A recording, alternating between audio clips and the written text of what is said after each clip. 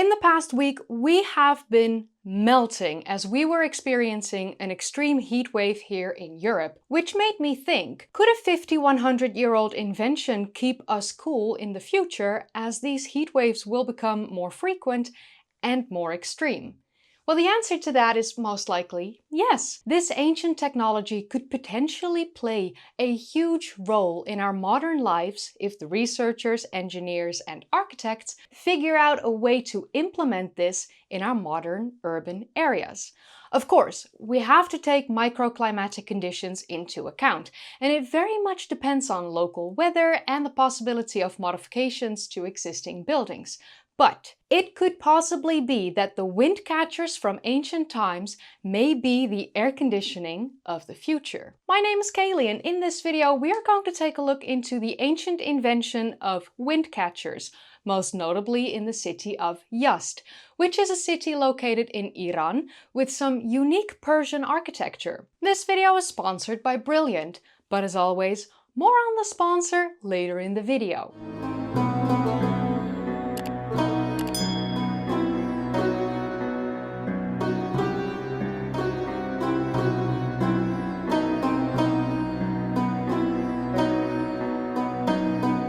The nickname for the city of Yazd is the City of Wind Catchers, but it's also very well known for its underground channels transporting water, which are called Qanats, and its ice houses known as Yakhchãls, and its traditional reservoir storing water known as anbars. These features made it possible for the inhabitants of Yazd to survive the hot desert climate because on a yearly basis, there are only 23 days of precipitation with a total of 49 millimeters, which makes this the driest major city in the entirety of Iran. You know when you're trying to learn something and you hit that point where you're like, okay, I know the answer, but I have absolutely no idea why that's the answer. That's one of the reasons I love Brilliant. And they actually just launched something amazing called Brilliant Tutor. Brilliant is all about learning by actively solving problems instead of just memorizing things. And now there's this visual interactive tutor built right into the experience. It can actually see what you're working on, draw diagrams, ask questions, and adapt to the way you think. So it feels way more like you're having someone sitting beside you than watching a lecture. One of the courses I really enjoyed was scientific thinking. It was surprisingly useful because it teaches you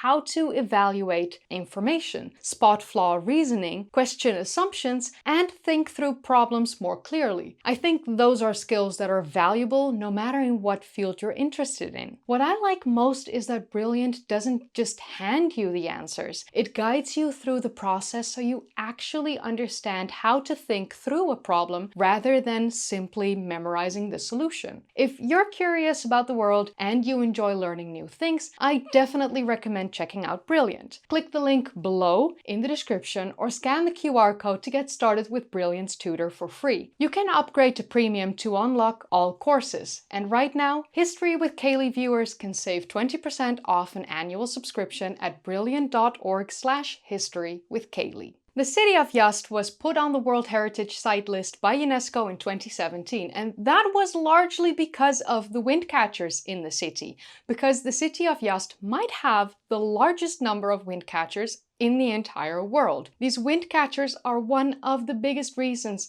that this part of the Iranian plateau became habitable. In such a particularly hot and dry climate, it is vital to be able to stay cool. And luckily, the Persians were apparently masters of keeping their heads and houses cool. The original invention of the wind catchers may have occurred all the way back in ancient Egypt around 3100 BCE during the early dynastic period. But the wind catchers were utilized the most in the city of Yazd in Iran, starting around the 14th century CE. Of course, similar wind catching concepts were used and documented in the centuries prior, like the 5th century writings of the Persian poet Nasir Khusrau. But these older wind catchers have collapsed, and the oldest surviving wind catchers still in use today are from the 14th century and later. It is a shame that many of the city's wind catchers have fallen out of use over time. but the city did draw scholars, engineers, and architects to it to possibly aid in our modern dilemma of air conditioning use and how modern airco is also affecting the climate. This is mostly because these wind catchers do not need electricity to function. They could become very important in areas where the electrical grid is unreliable and expensive. It could possibly make air conditioning available in places where there isn't even electricity. A lot of people will argue in the comments of this video that these wind catchers are not a form of air conditioning because modern air conditioning removes humidity, which is, of course, something that these wind catchers simply can't do. But that doesn't mean that this isn't the oldest form of air conditioning. Just because we have perfected the cooling of air in modern times doesn't mean that this wasn't a highly skilled invention all the way back in 3100 BCE. And yes, the swamp coolers are indeed very similar, although a younger example. And yes, termites were already mastering this entire principle long before the first wind catchers were invented around 5100 years ago. The wind catchers can look vastly different depending on their location and the climate in which they are built. They can have one opening on one side without internal partitions when there is a very prevailing wind direction. But in areas with variable wind directions, there may be openings on all sides with radial internal walls. This divides the wind catcher into vertical sections. These vertical sections may reduce the flow rate of the wind, but they do increase the efficiency at poor wind angles. If the wind hits the opening full on, it goes in. But if it hits the opening at a wrong angle, it can bounce off the corner and flow around the wind tower instead of going in. Areas with regular strong winds have small cross sections, while areas with hot winds will have smaller shafts to cool the incoming air. The wind towers with horizontal square cross sections are more efficient than round ones, because the sharp angles make the flow of the wind less streamlined, which encourages the flow separation. The tall wind towers are able to catch the higher winds that blow stronger, and thus they are able to cool the building better and bring in less dust on average. Although, with some wind catcher designs, they can simply collect the dust at the bottom as the air slows down, which can be easily cleaned out, and you can add mesh or plants to filter out more dust and bugs if needed. This air filtering system of added mesh or plants may be a necessary part in areas where the wind is very dusty or polluted, or if there are insect-borne illnesses like malaria, for example. The mesh and/or the plants will reduce and disrupt the airflow, unless there are harsh winds. But sometimes in life you have to choose between, two evils, and the lesser evil would be to add mesh to have less bugs getting into your house. There are also systems to close the wind catchers off partially or completely, as you can see here, which is quite fascinating. Some wind catchers are shaped octagonal, but it seems that this shape might have been chosen solely for aesthetic purposes rather than efficiency. So the shape of the wind catcher tower, the layout of the house, how many openings the tower has, the internal blades and sections, and the height and the direction in which the tower is facing are all specifically adjusted to improve the wind catcher's ability to draw the wind down into the rooms of the building. Some buildings with wind catchers have a subterranean pool where the air flows over for further cooling, which I personally think is a very smart addition to the wind catcher system, especially if you have the ability and enough room to design this. So now that you know a little bit more about what these wind catchers can look like, it's time to look into how they work. The short answer to this is that they don't have one simple way of working, but there's a whole array of functions. But to explain these workings in the simplest way, it goes something like this. The wind catcher catches the wind, which is then funneled down and will flow through the building. The cool air will flow underneath the warm air, and the pressure will push the warm air upwards, which then rises and flows throughout the other wind tower, which in turn releases this warmed up air, thus replacing the hot air inside by cooler air, effectively cooling down the inside of the building. So in the past, in 2021, when I created a video on this topic for the very first time, I had so many comments telling me that this isn't air conditioning because it doesn't remove the humidity, and that it doesn't work in areas with high humidity. And yes, it doesn't work as well or at all in areas with high or very high humidity. And no, indeed, it doesn't remove the humidity either. But I also had dozens of comments from people in the HVAC profession who agreed with me that this is indeed the oldest form of air conditioning, because you are effectively changing the condition of the air inside the building with a wind catcher system. And because you effectively change the condition of the air, you can call this air conditioning. The system of wind catchers and wind towers work like a giant house fan that move the air throughout the house, pulling in cold air through the wind catcher and releasing the hot air through the wind tower that's facing away from the wind, so that the wind can pull out the hot air from the wind tower. And then there's this thing that's so cutely called night flushing, which means the cool air outside will increase the ventilation inside. As the cool air gets dragged inside from the lower levels of the building, it replaces the warm air and pushes the warm air out of the wind towers. In a windless environment, the wind catcher system can function by using the stack effect, due to the differences in density from the air outside and inside. As the warm indoor air rises throughout the building and escapes through the wind tower, it reduces the pressure at the base of the building, drawing in cold air through the open doors and windows, and the stack effect is reversed during the cooler seasons. Although the effect of the reversed stack effect is just much weaker, because the temperature differences will be a lot lower. And then there are the wind catcher systems who also utilize evaporative cooling, which is mostly used in the hot and dry climates, like the desert. So with this type of wind catcher system, there is a body of water near the wind catcher. Remember, we have a wind catcher who catches the wind and a wind tower who releases the wind. So the body of water will be near the wind catcher, and the air has to then flow over the water before it reaches the inside of the building. The water, which is usually underground or at least below the ground floor, will be cooler than the outside air, as it hasn't been warmed up by any sunlight. And some buildings will also incorporate fountains in these hot and dry climates, which work opposite of the fireplaces in the cold and wet climates. Because the desert air is so dry, it is a good thing to have a source of humidity in the home. These evaporative cooling wind catcher systems are often combined with a Qanat, which is the Iranian name for the underground channel. When the wind catcher system is paired with a Qanat, the wind catcher itself will be facing the wind head on, which might be adjusted by opening or closing directional ports on the top. This draws the air inside, and there will be a larger wind tower at the end of the directed flow that will pull the air out at a greater force. This suction will make the wind travel through the underground Qanat, where it is cooled by coming in contact with the cold earth and water.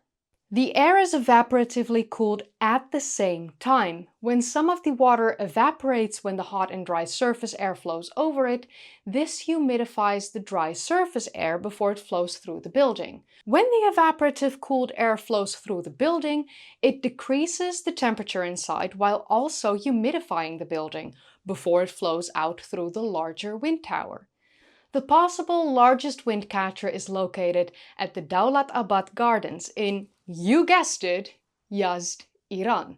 This is an 8-sided wind catcher with a height of nearly 33 meters, or around 100 feet for my American viewers. In the past few decades, the wind catchers have been gaining some popularity in Western architecture. Some of these modern wind catchers are using sensor-controlled moving parts, and some use solar-powered fans to switch between ventilation and cooling systems. There are also some unusual modern-looking ones that are being constructed in modern times, like the wind catchers at the University of Doha in Qatar, as you can see here. Unfortunately, like I said earlier in this video, the wind catcher system doesn't really work, or at least not work as well, in climates with high humidity. but it may very well be possible to replace a huge percentage of modern air conditioning systems with these wind catcher systems, especially in hot and dry climates. It would not only be environmentally friendly, but it would be cheaper in the long run, and it doesn't need an electrical grid to rely on. If power would suddenly go out, the buildings that are being cooled by these wind catcher systems would continue being cooled by the ancient technology behind this system. But how much do these wind catchers actually cool these buildings? Well, as you can imagine, that depends on quite a few variables. Like for instance, how hard is the wind blowing? Is there a Qanat for the wind to travel across before reaching the inner part of the building? How thick are the walls? How high is the humidity? What part of the day is it? How high is the wind catcher itself? How big is the wind tower? It can be several degrees cooler at the very least, which in a hot and dry climate like the desert is very much needed. And the University of Doha has the wind catcher system as their air conditioning. So I guess it does work quite well if a big university decided to go that route instead of modern air conditioning. If I had the choice, I would personally choose a wind catcher system over a modern air conditioning unit. But then again, I live in the Netherlands, where most people don't have any form of air conditioning. It's just too expensive to purchase and too expensive to run. And honestly, most homes are not suitable for it, or landlords don't accept you building one in. So yeah, it's fun, but also we have a high humidity here in the Netherlands, so the wind catcher system would probably not work that well. But before I end this video, I would like you to know that the 3D renders and the amazingly created blueprint you've seen throughout this video were made by the creator behind the Found and Explained channel here on YouTube. I want to thank him for creating these renders for me to use, and if you would like to see more of his work, I highly recommend checking his channel Found and Explained out here on YouTube. I've put a link in the description down below for his channel. If you enjoyed watching, then don't forget to give this video a thumbs up, subscribe if you'd like to see more of these kind of videos, and click that bell icon if you want to be notified whenever I upload. If you haven't seen my previous videos yet, then click the card in the upper right corner, or click one of the videos in the description down below, or click a video in the end card. I would also like to say a massive thank you to my patrons and my channel members. Thank you so much for supporting me. Truly, it means the world to me. And yeah, the house is still bloody hot, about 26.5 degrees inside. I've tried to keep it cool, but yeah, we almost reached 28 degrees Celsius inside yesterday, which wasn't fun.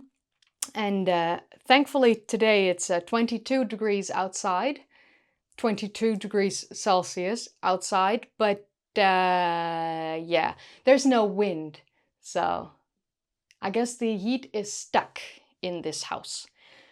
But yeah, fun times. We're probably gonna get another heat wave very soon. So yeah, heat waves I can handle. This was a heat dome, which is a very different phenomena from a normal regular heat wave. We were just stuck inside this bubble of Satan's butt crack because it was that humid and that hot. And there was just no escape, no clouds forming. And then we had 2 massive lightning storms in like a week time. And lightning storms as I have never seen them before. Like just flashes continuously for hours on end. Yeah, people lost their homes in these lightning storms. And I feel really bad for the people that, yeah, some houses were, struck by lightning, fires broke out. It was, yeah, quite a disaster. And I feel really bad for everyone affected by that. But yeah, okay, so this was the Windcatcher video 2.0. I mean, I've made it in August of 2021. I made that video back then, and then a day later I heard that my grandma was in the hospital, and she was in the hospital for like 3.5, almost 4 weeks. And then she passed away, and she never saw the success of this channel that one video brought me. That one video made it able for me to leave my toxic ex and a very toxic relationship. He was a big narcissist, not fun. And YouTube completely changed my life after she passed away. I became a full-time YouTuber. And now I live in a totally different house, totally different boyfriend, totally different life. And yeah, so kind of makes me teary and sad that she never got to see this. And at the same time, I will continue to keep going and try to make her proud because she partially raised me. And for me, it was like losing my mom, even though my real mom is still alive, but my real mom never felt like a real mom. That was reserved for my grandma. So yeah, weird to remake this one video with all that knowledge and pain behind it, but also amazing opportunities that came from it. So hype up this video if you are still listening. So yeah, please. Okay, see you in the next one, I guess. Okay, bye!